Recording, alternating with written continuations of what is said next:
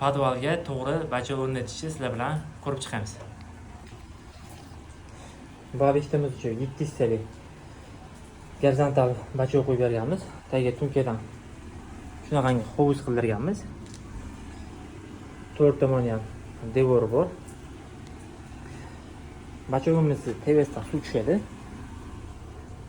Sentralniy suv paramo tushadi va o'rtasidan bitta bypass qilib qo'yganmiz. Va suv chiqib ketadigan. Через nasos bilan chiqarsa ham bo'ladi, o'rtada bypass o'chib qo'ysa, bypassdan ham aylantirsa bo'ladi. Nasossiz, bachoksiz. Va tunkani teshib turib, 32 turbada tagidan montaj qilib qo'yganmiz. Mabodo paplos ishlamay qolsa, yani yo'llardan to'shib chiqadi va bacho teshilib qolgan holatlarda yo'nidan tagidan teshilganda tagidagi tunkaga suv yig'ilib turib, o'sha drenajdan sekin tushib keladi va mana bu bitta drenajli nasos qo'yganmiz bitta va bitta bachoni ko'mib qo'yganmiz bu joyga.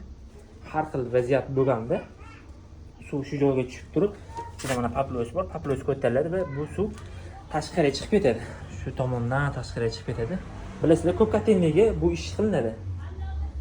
Misol bu joyda podvalda qanaqangidir ho'l bo'lsa, isrof bo'ladigan narsalar bo'ladigan bo'lsa, shunaqangi yechim qilib qo'ysa zo'r bo'ladi va stashga quyayotganda bu joyga uklonni shu joyga berib qo'yiladigan bo'lsa, mabodo shu kraniylar ishlamay qolsa yo bir qanaqangidir turba yoriladigan bo'lsa ham, avariyali suvlar hammasi shu joyga tushib, tashqariga chiqib ketaveradi.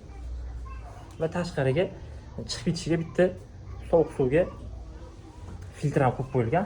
Tashqarida bilasizlar 5 litr, 10 litrlikda toza ichimlik suvi chiqarib beradigan bankomat bor. Shunga bitta reshina qilib berganmiz va bitta drenajli nasos suvi shu tashqariga tashlaydi. 1 yil, 2 yilda bir bacho teshilib qolsa yo bir qanaqangidir paplos ishlamay qolgan holda tashqariga drenajli nasos suv tashib boradi.